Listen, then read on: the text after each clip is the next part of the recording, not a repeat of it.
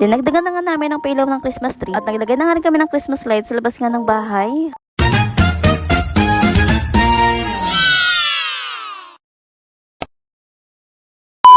Hi guys! Back me again for another mini vlog. Sa lahat nga ng mga nagtatanong kung bakit hindi pa rin ako nakakapag-live, sasagutin ko na nga po dito mga mima ko. Yes mga mi, ilang araw na naman nga akong tenga dito sa bahay. Dahil nga nagkasakit na naman nga ang baby queen si namin at kinumbulsyon nga na naman siya. Yes, kinumbulsyon na naman nga siya at pangalawang beses na nga nangyari yun. Dahil nga sobrang taas ng kanyang lagnat. Noong mga oras na nga na nangyari yun, talagang taranta ang babaeng ito. At umayak lang talaga ako dahil hindi ko talaga alam yung gagawin ko. Sumigaw lang talaga ako at tinawag ko yung kapatid ko. At tinawag ko ng tinawag si mama. Kaso nga lang ng mga oras nga na yun ay wala rin si mama. Pero segundo nga lang din yung tinagal nga ng convulsion niya. Kaya after yun, sinugod talaga namin agad siya sa ospital. Dahil nga yung lagnat niya ay sumaabot talaga ng 39.6. Kaya talagang kinumbulsion siya dahil nga sa sobrang taas nga ng lagnat. Pero buti nga kumain siya dito kahit naman masakit yung lalamunan niya dahil nga sa tonsil. Pero kinabukasan, ito na nga siya nakikipaglaro. Nawawala naman yung taas ng lagnat niya pero bumabalik din kaagad.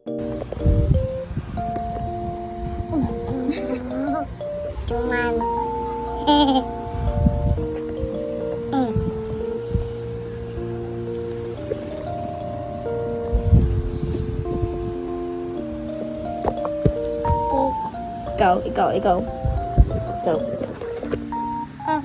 Dito nga, bali ginising niya nga yung daddy niya. Tapos kinuha niya yung cellphone ko at nilagay niya nga doon sa camera. Bali binidyo-video nga niya kami ditong dalawa ng daddy niya. Akala mo talagang walang sakit. Pero halata naman sa pagtawa niya, nahirap na hirap talaga siya. Anyways, itong hapon nga sabay-sabay nga dumating yung mga parcel ko. Tapos nag-unboxing nga ako, bali lumapit nga dito si Baby Quincy sa akin. Ganyan talaga siya pag may nakikitang camera sa harapan. Yung tipong sisingan talaga siya sa harap ng camera na parang gusto lagi siya ang bida. Akala mo talaga walang sakit yung bata na yan.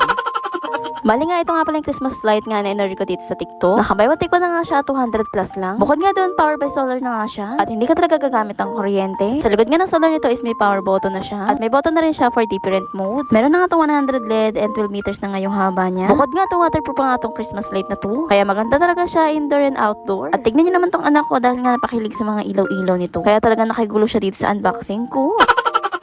At next ko ngayon, open itong parcel ng Daddy Eco. Ito nga pala yung perfume na binili niya na nakabay one take one din. Mura nga to at dalawa na nga binayaran ko to sa rider is 130 pesos na. Napakabango nga rin ito, talaga makapit nga sa damit. Bumili na nga rin ito before si Daddy Eco. Ang kaso nga lang nabasag, kaya naman talagang bumili siya ng panibago ulit. Kaya may isa mga nagtatanong ko sa kabinili yung Christmas light. At itong pabango nga na na-flex ko. Ilalagay ko na nga lang dyan sa basket at dyan sa comment section yung link. At dahil hindi pa naman madalim na dumating nga yung Christmas light, kaya naman inayaw ko na yung kapatid ko dito na ikabitan namin dito sa labas ng bahay yung Christmas light na nabili namin. At dahil nga dalawang piraso to, yung isa sa harap ng bahay at yung isa nga sa kubo at pinalibot nga namin yung sobra dito sa puno. Bali ganito na nga yung tsura niya na binuksan na nga namin yung Christmas light. As you can see, hindi pa nga gaano kita yung Christmas light dito. Since maliwanag pa nga at hindi pa talaga madilim. Dahil bandang alas 6 pa nga lang nito ng gabi. Bukod nga doon dahil solar by power siya. At kararating lang nito kaya naman hindi pa siya naaarawan talaga. Pero ganito na nga itsura ng bahay namin kapag gabi at madilim. O diba kahit pa paano ramdam mo sa labas ng bahay namin na Pasko na. Dumating na rin pala yung order pa namin isang Christmas light para nga sa Christmas tree. Dahil nga remember nga sa mini vlog ko na isang Christmas light nga lang yung kinabit namin dito. At yun pa nga yung Christmas light na ginamit pa namin last year. O diba, napakaliwanag na talaga ng aming Christmas tree dito sa loob ng bahay. At nilalagay ko nga rin yung link dyan sa basket at dyan sa comment section. Ito Christmas light nga na nilagay namin sa aming Christmas tree. Kaya naman kung bet mo, mag-check out ka na rin dyan. At yun lang naman guys for today's video. Thank you for watching. Bye-bye!